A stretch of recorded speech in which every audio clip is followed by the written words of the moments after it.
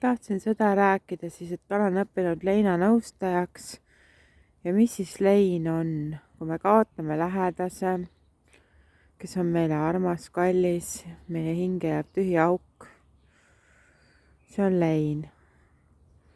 Aga leinaks nimetatakse ka kindlasti erinevaid elus juhtunud traagilisi sündmusi. See võib olla näiteks raseduse katkemine, mis võrdub ka ju inimhinge lahkumisega. Abort võib tekitada leinatundeid. No siit tuleb mul edasi pähe, et näiteks keisrilõige, kui inimene on väga tahtnud ise sünnitada. Näiteks siis, kui lapsed lahkuvad kodust, kui nad saavad nii vanaks. Kodust ilma jäämine. Kui näiteks ei jõua laenu maksta või põleng on või muukvargad käivad.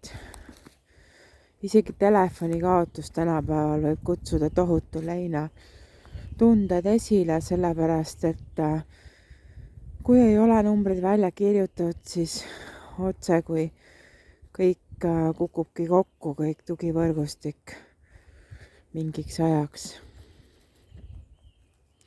Mis siis veel lein on? Mõtlen töökoha kaotus, töökoha vahetus võib olla, firma vahetus, see on seesama siis jah, lahkulöömine millestki. Mis veel? Õpingute lõpetamine, et see tugimeeskond siis või grupp laguneb laiali. See võib olla siis ameti õppe lõpetamine või siis keskkooli, põhikooli lõpetamine, ka lasteaia lõpetamine. Mõtlen, mis veel, kui midagi kallist kaob ära, läheb katki. Näiteks mul sõbrannal kadus kallis kõrvarõngas ära ja ta oli väga kurb endast väljas.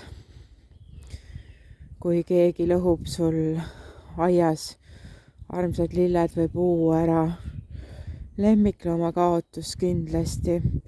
Kui ta kaob ära, et ei teagi, kas ta on elus või mis temaga juhtunud on, või ta on surma saanud või ta on haiguse pärast surnud, võib olla väga traagiline. Ka sensitiividel näiteks oma võimetest ilma jäämine, kas siis ajutiselt või lõplikult. Millestki pettumine. Mis siis veel? Kõik autoavariid, loodusõnnetused, mis tekitavad meile kahju inimkonnale, sõda. Jah. Ma mõtlen, mis veel. Rahast ilma jäämine kindlasti, kui näiteks kaob ära rahakott või petetakse raha välja, kõik sellised traagilised asjad tähendabki kokku leina, sest meis aktiveeruvad leinatunded. Ja mina olen õppinud leinaterapeudiks Tartu Ülikoolis täiendõppes ja see on mulle väga hingelähedane. Ma ei hakka praegu siis ette lugema, mis leinasid mina olen kogenud.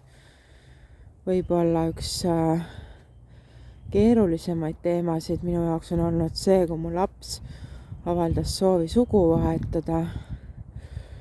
Või kui ma sain tuttavaks noormehega, kes tuli välja, et on transseksuaal ja polegi päris 100% meesterahvas, et ka sellised asjad võivad suure leina kaotustunde või kurbustundet esile kutsuda.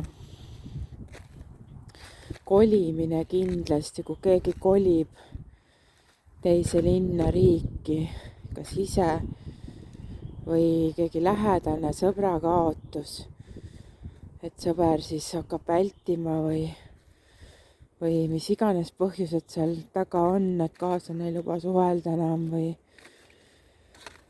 pruudist, peikast lahkuminek, abielulahutus, kõik sellised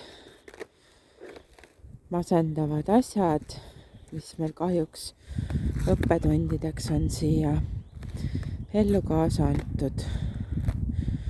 aitäh, räägime jälle, siin on nii ilus.